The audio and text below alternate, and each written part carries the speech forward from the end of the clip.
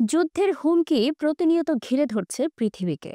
এমন বাস্তবতায় সবসময় যুদ্ধের প্রস্তুতি রাখতে হবে। প্রস্তুতি না রাখা আত্মঘাতী বলে মন্তব্য করেছেন অন্তর্বর্তী সরকারের প্রধান উপদেষ্টা ডক্টর মোহাম্মদ ইউনূস।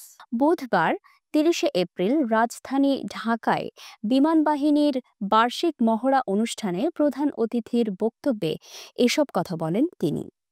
প্রধান উপদেষ্টা বলেন, আমি যুদ্ধ পছন্দ করি না, চাই না পৃথিবীতে যুদ্ধ হোক। কিন্তু এমন এক বিশ্বে আমরা বাস করি যেখানে প্রতিনিয়ত যুদ্ধের হুমকি রয়েছে। এই বাস্তবতায় যুদ্ধের প্রস্তুতি না নিয়ে থাকা অসম্ভব। তাই প্রস্তুতির সর্বোচ্চটুকু নিতে হবে। তিনি আরও বলেন, আমাদের প্রতিবেশী ভারত ও পাকিস্তানের মধ্যে যুদ্ধাবস্থা বিরাজমান। এ ধরনের পরিস্থিতিতে প্রস্তুতি না নিলে তা আত্মঘাতী সিদ্ধান্ত হবে।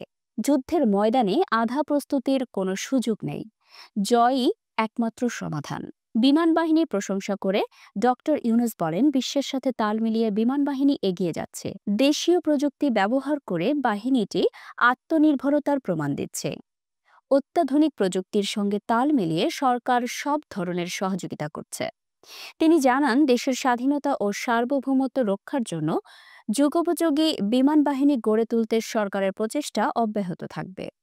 অর্থনীতি প্রসঙ্গে মন্তব্য করতে গিয়ে ডক্টর ইউনূস বলেন, অর্থনীতি বর্তমানে দুর্বল অবস্থায় আছে। বিগত সরকারের দুর্নীতির কারণে অর্থনীতি লুট হয়ে গেছে।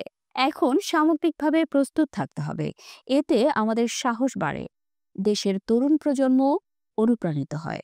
অনুষ্ঠানে অন্যান্য সামরিক ও বেসামরিক কর্মকর্তারাও উপস্থিত ছিলেন।